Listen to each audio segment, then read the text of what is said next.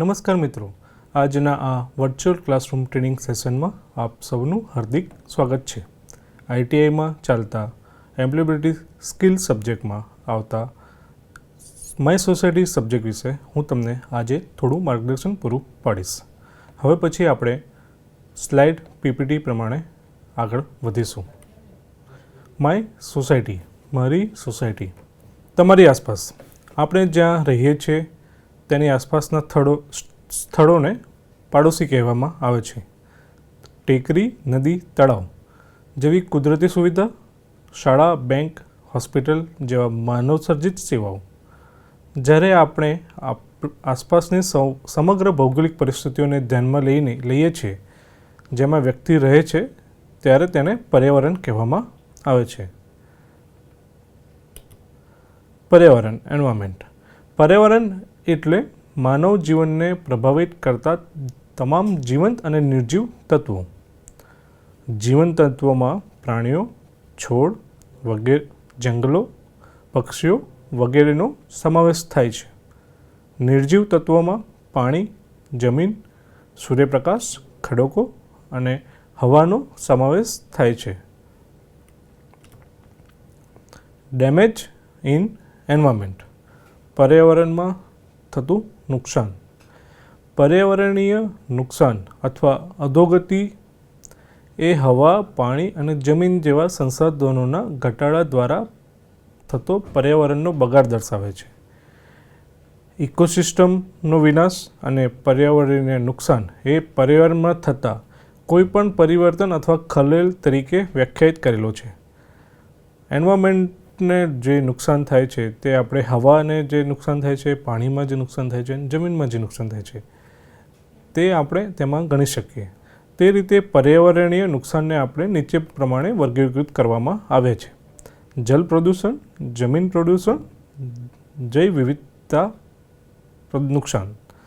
જલ પ્રદૂષણમાં જોઈએ તો આજના સમયમાં અલગ અલગ કેમિકલ ઇન્ડસ્ટ્રી, અલગ અલગ ફેક્ટરીઓ જેનાથી અમુક દૂષિત પાણી જે નદી, તળાવમાં છોડવામાં આવે છે જેનાથી જલ પ્રદૂષણ થાય છે. જમીન પ્રદૂષણ એટલે જે ડિકમ્પોઝ વસ્તુ થઈ શકતું નથી તે જમીનમાં જવાથી, લાઈક પ્લાસ્ટિક છે તેનાથી જમીનનું પ્રદૂષણ થઈ શકે છે. વિવિધ કેમિકલોથી પણ જમીનનું પ્રદૂષણ થઈ શકે છે. જૈવ વિવિધતાને નુકસાન. તેમાં હવાનું પ્રદૂષણ પણ કહી શકાય, અવાજનું પ્રદૂષણ પણ કહી શકાય. અલગ અલગ નુકસાન થઈ શકે છે. તો પ્રિઝર્વિંગ ધ એન્વાયરમેન્ટ, તમે કેવી રીતે તમે સાચવી શકો છો પર્યાવરણને, તો આ નીચેની વસ્તુઓ ધ્યાનમાં રાખશો તો તમે પર્યાવરણને સાચવી શકશો. જ્યારે તમે ટેલિવિઝન અને સ્ટુડિયો જેવા ઉપકરણોનો ઉપયોગ કરી રહ્યા નથી ત્યારે સંપૂર્ણપણે બંધ કરો. ઉર્જા કાર્યક્ષમ ઉપકરણો અને લાઇટ બલ્બ પસંદ કરો. પાણી બચાવો. જ્યાં તમે દાંત સાફ કરી રહ્યા હોવ ત્યારે નળ બંધ કરવા જેવા કેટલાક સરળ પગલાં લેવાથી પાણીનો બચાવ કરી શકાય છે. તમારા ઘરના છોડને પાણી આપવા માટે, શાકભાજી ધોવા માટે વપરાતું પાણી એકત્રિત કરવાનો પ્રયાસ કરો. ઘરને ઠંડુ રાખવા ઇલેક્ટ્રિક પંખા અથવા એર કન્ડિશનરનો ઉપયોગ થોડો ઘટાડવો. કપડાં કુદરતી રીતે સૂકવવા દો. ઉર્જા બચાવવા માટે રસોઈ કરતી વખતે પેનમાં ઢાંકણ રાખો. રિચાર્જેબલ બેટરીનો ઉપયોગ કરો. કાગળની પ્લેટો, નેપકિન્સ અથવા પ્લાસ્ટિકની છરીઓ, કાંટો અને કપ જેવા ડિસ્પોઝેબલ ઉત્પાદનોનો ઉપયોગ કરશો નહીં. કાગળના બદલે ઈમેલ અથવા ઇલેક્ટ્રોનિક શુભેચ્છાઓ મોકલો. અલગ અલગ રીતે તમે તમારા રોજિંદી જીવનમાં અલગ અલગ વસ્તુઓથી અથવા જેટલું ધ્યાન રાખી શકાય ધ્યાન રાખીને આ બધી વસ્તુઓ કરવા, આ બધા કાર્યો કરવાથી તમે એન્વાયરમેન્ટને બચાવી શકો છો.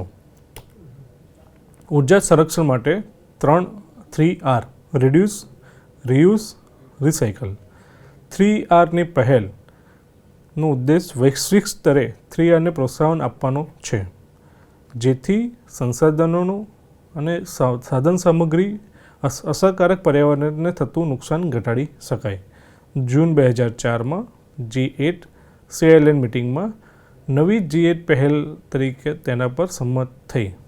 ઔપચારિકતા રીતે 3Rનો પહેલ શરૂ કરવા માટે 2005માં જાપાનમાં મંત્રીમંડળની બેઠક પણ યોજવા પણ સંમતિ થઈ. 3R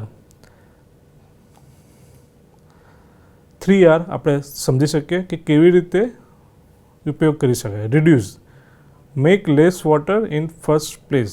રિડ્યુસ, જેટલી બને એટલું વસ્તુઓનો ઉપયોગ પૂરતા જરૂર હોય એટલા પ્રમાણમાં જ કરવો, વધારે પડતો ઉપયોગ કરવો નહીં. ધારો કે પાણીનો ઉપયોગ જેટલો ઓછો કરી શકો એટલો જ કરવો, વધારે પાણી વેડફવાથી પાણીનો બગાડ થઈ શકે છે. Reuse, use the things again instead of throwing them away. એવી વસ્તુઓનો ઉપયોગ રીયુઝ કરો કે જે તમે ફેંકી દેતા હો છો.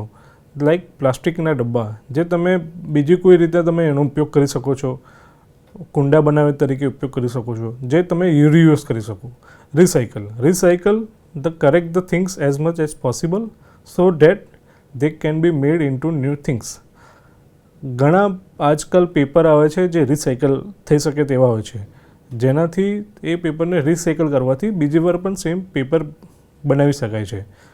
તેથી આ 3 વસ્તુઓ ધ્યાનમાં રાખો, જેથી તમે પર્યાવરણને નુકસાન થતાં થોડું બચાવી શકાય. Reduce, reuse, recycle.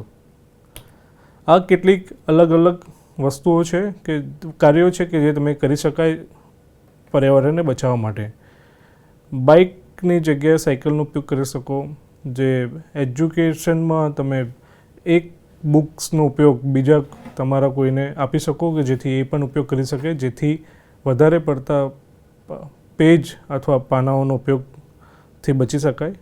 વોલન્ટિયર રાખો કે જે ક્લીનઅપ કોમ્યુનિટી બનાવે, કે જે આ 3Rના કાર્ય માટે વોલન્ટિયર બનીને આગળ વધીને કામ કરે. પાણીનો જેટલો મહત્તમ બચાવ જેટલો કરી શકાય તેટલો કરો. ચૂઝ સસ્ટેનેબલ ફૂડ, કે જે તમે ફૂડ યુઝ કરો છો, જે ખાઓ છો તે પણ એ પ્રમાણે ખાઈ શકો. શોપ વાઇઝલી, જે તમે પ્લાસ્ટિક બેગનો ઉપયોગ કરો છો તેની જગ્યાએ કાપડની બેગ ઉપયોગ કરી શકો. કેમિકલનો ઉપયોગ ઘટાડો, જેથી આપણી પર્યાવરણમાં કેમિકલનું પ્રમાણ ઓછું થઈ શકે. પ્લાન્ટ ટ્રી, તમે જેટલા બને એટલા તમે વૃક્ષો વાવી શકો, જેથી આપણા પર્યાવરણને વધારે ગ્રીન તમે બનાવી શકો. આજના આપણે ટૉપિકમાં શીખ્યા કે પર્યાવરણ આપણે કેવી રીતે બચાવી શકાય અને તેની કેવી રીતે કાળજી લઈ શકાય. Thank you.